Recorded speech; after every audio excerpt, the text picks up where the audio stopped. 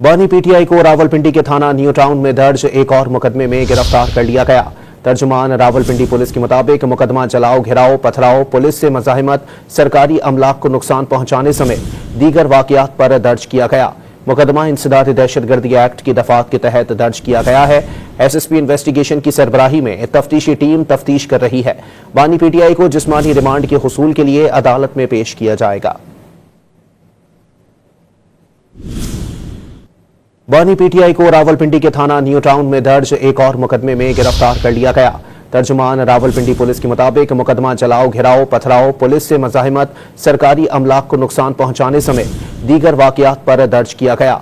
मुकदमा इंसदाद दहशतगर्दी एक्ट की दफात के तहत दर्ज किया गया है। एसएसपी इन्वेस्टिगेशन की सरबराही में तफ्तीशी टीम तफ्तीश कर रही है। बानी पीटीआई को जिस्मानी रिमांड के हुसूल के लिए अदालत में पेश किया जाएगा।